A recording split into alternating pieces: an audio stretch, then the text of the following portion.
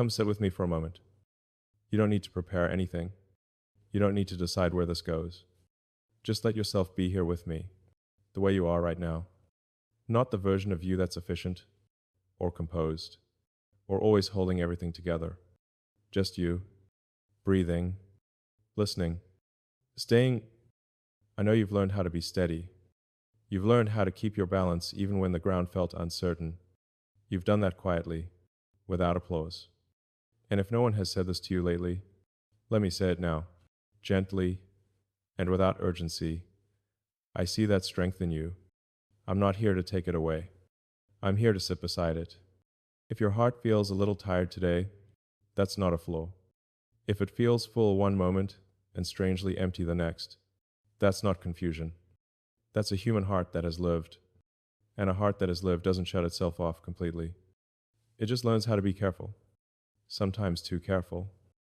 So stay with me for a moment longer, not because you owe me anything, but because you're allowed to pause. You're allowed to rest in a conversation that isn't asking you to fix yourself or explain your choices. I'm not here to measure you. I'm not here to tell you who you should be. I'm simply here, speaking honestly, the way one adult speaks to another when there's respect in the room. You've reached a point in life where stability matters. I understand that. You've built it with your own hands, often without much help. You know the value of calm, of predictability, of knowing you'll be okay tomorrow. That wisdom didn't come cheaply. It came from experience. From moments where you had to choose yourself, even when it was lonely. And yet, even with all that steadiness, there's something else that still moves quietly inside you. A softer current. A memory of warmth, not drama, not chaos. Just romance in its simplest form.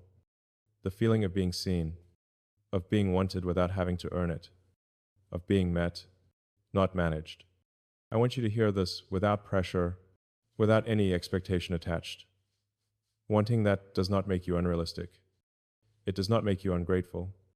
It does not mean you failed at building a good life. It simply means your heart is still awake. And an awake heart doesn't apologize for remembering what it feels like to be alive. I've met many people who are incredibly capable, incredibly grounded, and quietly aching, not because their lives are broken, but because something tender was set aside for too long. They learned how to function beautifully. They learned how to be reasonable. But no one ever told them it was okay to still want softness. So if part of you has been whispering, very carefully, I want more than just being okay. I'm not here to silence that voice. I'm not here to amplify it either. I'm just acknowledging it with you, calmly, respectfully, without trying to turn it into a demand. There's a difference between need and desire. Need pulls. Desire simply tells the truth. And you're allowed to tell yourself the truth without acting on it, without defending it, without reshaping your life overnight. You're allowed to let it exist. Quietly, safely. I'm not asking you to relive the past. I'm not asking you to hope for anything specific. I'm certainly not asking you to give your heart away. This isn't about that. This is about recognizing that your capacity for romance didn't disappear with time. It just learned how to wait patiently while you built everything else. You've carried responsibilities. You've made choices that protected you. You've stayed strong when it would have been easier to close down. That matters. And it coexists with something equally true. You're still allowed to want connection that feels warm, not just secure, gentle, not just reliable. If that idea brings relief, let it. If it brings little ache, let that be there too. You don't need to resolve it tonight. You don't need to label it.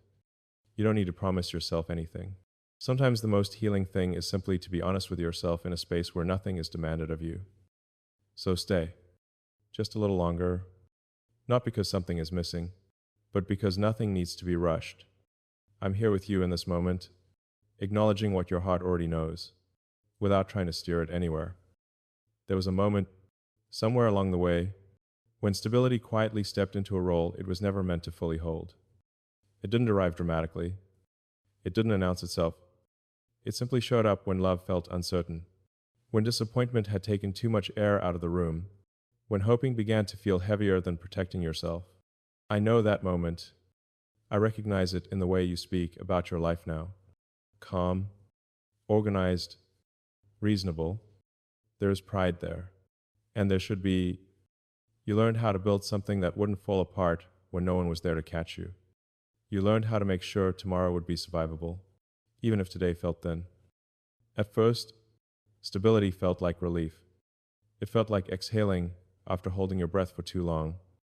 It felt like safety returning to your body, and that mattered. It still matters. I'm not here to take that away from you, or to pretend it wasn't necessary. Sometimes stability is exactly what saves us. But over time, something subtle happened. Not because you were careless, not because you chose wrong. It happened because life asked you to be strong more often than it asked you to be held. So, stability slowly became the place where you put everything that couldn't be resolved, including love. You didn't stop wanting romance. You simply learned how to function without it. You learned how to translate longing into practicality, how to turn desire into discipline, how to tell yourself that calm was enough. Because calm didn't leave, it didn't disappear, didn't ask for parts of you that felt too tender to offer again. And maybe no one ever said it out loud, but the message was clear enough. Wanting romance was framed as risky, as naive, as something you should have outgrown by now. You were encouraged to be grateful for stability, for companionship that worked, for arrangements that made sense on paper. You were praised for being realistic, for not asking too much. So you adapted. You became very good at being reasonable, very good at not expecting intensity, or softness, or that quiet spark that makes you feel chosen. You told yourself that love didn't have to feel like anything special anymore. That feeling safe was the same as feeling connected. That peace and passion couldn't coexist. So you chose the one that wouldn't break you. I want to say this carefully, without drama, without judgment. Stability is not the enemy of love, but it was never meant to replace it. Stability keeps you standing. Love makes you feel alive. One holds the structure, the other fills it with warmth. And when one quietly takes over the role of the other, something inside you doesn't break. It just goes quiet. You didn't notice it right away. Most people don't. Life kept moving. Responsibilities didn't pause. You stayed capable. You stayed functional. From the outside, everything looked fine. And maybe from the inside too. Most days. But then there were those moments, small ones, when a song lingered too long, when a look between two people stayed with you longer than you expected, when you caught yourself missing a version of you that didn't have to be so contained. Those moments weren't signs that something was wrong with your life. They were signs that something human was still alive inside you. I've seen this pattern before, in people who are strong, in people who are dependable, in people who learned early that hope had consequences. They don't collapse. They don't spiral. They simply recalibrate. They tell their hearts to lower the volume, not to disappear, just to stop interrupting. And over time, romance becomes something you remember instead of something you allow. A chapter you quietly closed, not because it ended badly, but because it felt safer not to reopen it. You didn't replace love with bitterness. You replaced it with stability. And that's what makes it so hard to name, because stability looks like success. It looks like maturity. It looks like wisdom. So when that quiet longing shows up, you question it. You wonder if you're being unfair, if you're asking for too much, if you should be satisfied with what already works. You remind yourself of everything you've built, of how far you've come, of all the reasons you shouldn't need more. But wanting romance isn't a rejection of stability. It's a recognition that something essential was set aside, not resolved. Romance isn't chaos. It isn't drama. At its core, it's simply the feeling of being emotionally met, of being seen without having to perform, of being wanted without having to prove your value. You didn't stop needing that because you turned 50. You just became very skilled at surviving without it. I want you to hear this without urgency, without any implication that you should act on it. You didn't make a mistake by choosing stability. You made a choice that protected you, and protection has its place. But protection, when it lasts too long, can feel a lot like distance. There's a particular kind of loneliness that comes from being safe but unseen, from being respected but not desired, from being appreciated for your reliability while the softer parts of you stay unacknowledged. It's not loud. It doesn't demand attention. It just hums quietly in the background. If you recognize that hum, you're not alone. And you're not ungrateful. You're simply honest. I'm not here to tell you that stability isn't enough. For many things, it is. I'm here to name the tension that forms when stability becomes the substitute for love, instead of the foundation that allows love to exist without fear. You didn't lose your capacity for romance.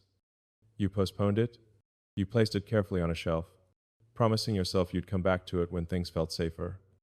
And then life kept asking for more of you. More strength, more restraint, more patience. So if part of you still wonders what it would feel like to be chosen without conditions, to be desired without explanation, to be held emotionally without having to manage the outcome, that part of you isn't asking for disruption, it's asking to be acknowledged. You don't need to answer it yet. You don't need to resolve the tension. You don't need to decide whether stability and romance can coexist in your life. For now, it's enough to recognize that stability was never meant to silence your heart. It was only meant to support it. There's a quiet misunderstanding that settles in over time, especially when you've lived long enough to know how fragile things can be. It's the idea that if you want romance, something must be wrong with what you already have. That longing is evidence of dissatisfaction. That desire is a complaint. I want to slow that thought down with you, not to argue with it, but to soften it until it tells the truth. Wanting romance doesn't mean your life is empty. It doesn't mean you're restless or ungrateful. It doesn't mean you're overlooking the good you've built. It simply means you're human. And being human includes wanting to feel emotionally alive, not just emotionally secure. I know how easy it is to confuse contentment with numbness. They look similar from a distance. Both are quiet. Both are calm. But one comes from peace, and the other comes from holding yourself still for too long. You can be proud of your life and still feel a gentle pull towards something warmer. Those two things do not cancel each other out. You've likely told yourself a story that sounds reasonable, that wanting romance would mean starting over, that it would introduce instability, that it would disturb the balance you worked so hard to create. So you reframed your longing as something unnecessary. You learned to appreciate what works and to stop asking your heart uncomfortable questions. But appreciation and desire live in different places. Appreciation is about acknowledging what is. Desire is about noticing what still responds inside you. One doesn't invalidate the other. You can respect the life you've built and still notice that your heart hasn't gone silent. It's just been speaking more softly. There's a difference between dissatisfaction and awareness. Dissatisfaction pushes. Awareness simply notices. When you feel a quiet ache for romance, it isn't a demand. It isn't a verdict on your past choices. It's awareness. It's your inner world saying, I'm still here. That's not a problem to solve. It's a truth to acknowledge. I've watched people reach this point and turn against themselves. They judge their own feelings. They label them as inconvenient or indulgent. They say, I should be past this by now. But the heart doesn't operate on schedules. It doesn't age out of wanting connection. It just becomes more careful about how it expresses it. Wanting romance doesn't mean you're dissatisfied with stability. It means stability did its job. It gave you enough safety to finally hear yourself again. When survival is no longer the primary concern, feeling begins to surface. That's not regression. That's recovery. You didn't imagine romance because something is missing. You remember it because something in you recognizes life when it feels it. Romance, at its core, isn't about intensity or fantasy. It's about resonance, about feeling met, about sharing space with someone who sees you without requiring you to perform. And it's important to say this clearly, without romance being turned into pressure. Wanting doesn't mean needing. You're not incomplete without it. You're not waiting to be rescued. You're already whole. Desire doesn't negate wholeness. It moves within it. I think we underestimate how many people live fulfilled lives while quietly carrying an unexpressed tenderness. They're not unhappy. They're just aware. aware that something gentle still matters to them, aware that being steady doesn't replace being seen, aware that calm and connection aren't the same thing, even though they can exist side by side. You don't have to choose between gratitude and longing. You don't have to justify why romance still feels meaningful to you. You don't have to turn it into a plan or a goal. Sometimes reframing isn't about changing your life. It's about changing how you speak to yourself about what you feel. If you've been telling yourself that wanting romance means you're unsatisfied, I want to offer a quieter interpretation. It means you're still responsive, still capable of warmth, still able to recognize emotional presence when it appears, even in memory or imagination. That's not discontent. That's sensitivity. Sensitivity often gets misunderstood as weakness, especially later in life. But sensitivity is what allows depth. It's what allows appreciation to feel rich instead of flat. It's what allows connection to mean something when it arrives. You didn't lose that. You protected it. So if you find yourself wanting romance without wanting upheaval, that's not contradiction. That's maturity. It's knowing the difference between chaos and closeness, between disruption and intimacy, between losing control and opening gently. You're not asking for everything to change. You're not rejecting what you have. You're simply acknowledging that your heart still responds to warmth, that it still recognizes being chosen, that it hasn't turned to stone, even after everything it's learned. Let that awareness sit with you without judgment. Let it exist without interpretation. You don't need to act on it. You don't need to suppress it either. It can be present without being powerful, honest without being demanding. Wanting romance doesn't mean you're unsatisfied. It means you're alive enough to notice what touches you. And that awareness, held gently, doesn't take anything away from your life. It simply brings more truth into it. There's a habit that forms quietly over time, especially when you've learned how to be strong without making noise. It's the habit of apologizing for your own heart. Not out loud, not directly, but internally, you soften your desires before they even reach the surface. You explain them away. You tell yourself they're unnecessary, inconvenient, or something you should have moved past by now. I want to sit with you inside that space for a moment. Not to correct you, not to convince you of anything, just to let you feel, without flinching, that you don't owe anyone an apology for what still lives inside you.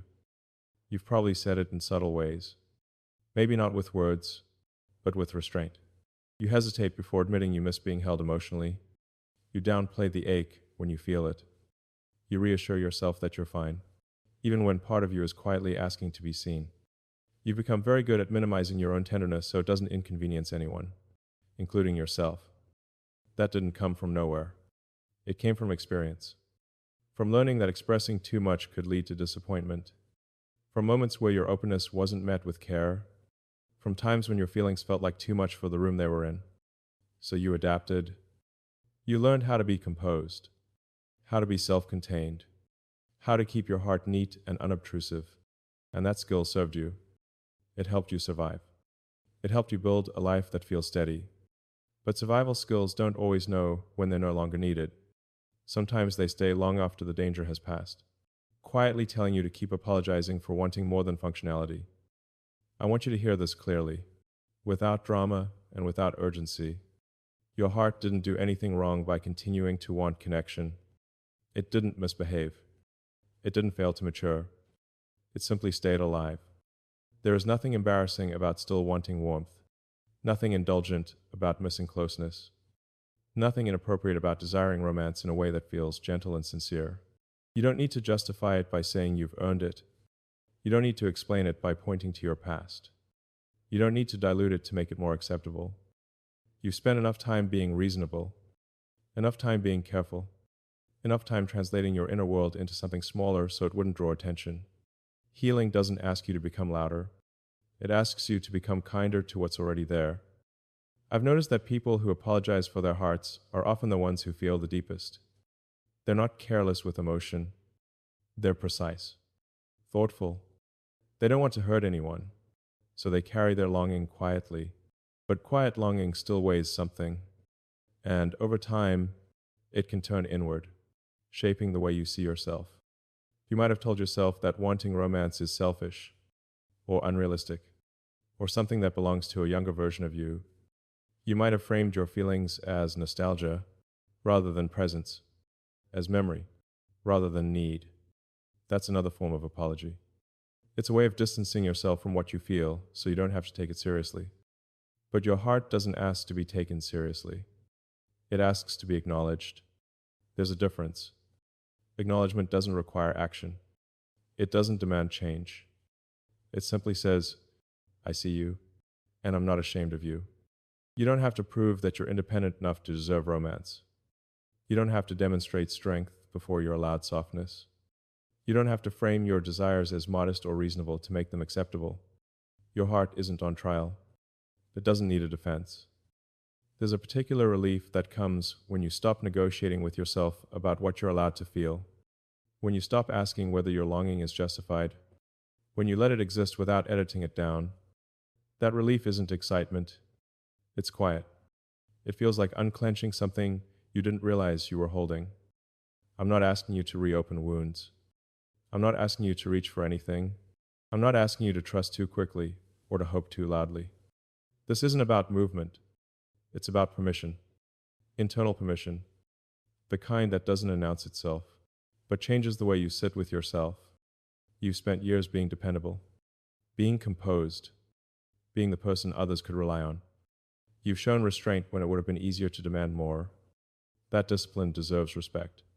But discipline isn't meant to erase desire. It's meant to create space where desire can exist without chaos. You don't need to apologize for wanting to be held emotionally, even if you don't know what that would look like now. You don't need to apologize for missing intimacy that feels warm instead of transactional. You don't need to apologize for imagining a connection where you don't have to explain yourself or stay guarded. Your heart has already adjusted to reality. It knows what's possible and what's not. It isn't reckless. It isn't naive. It's simply honest.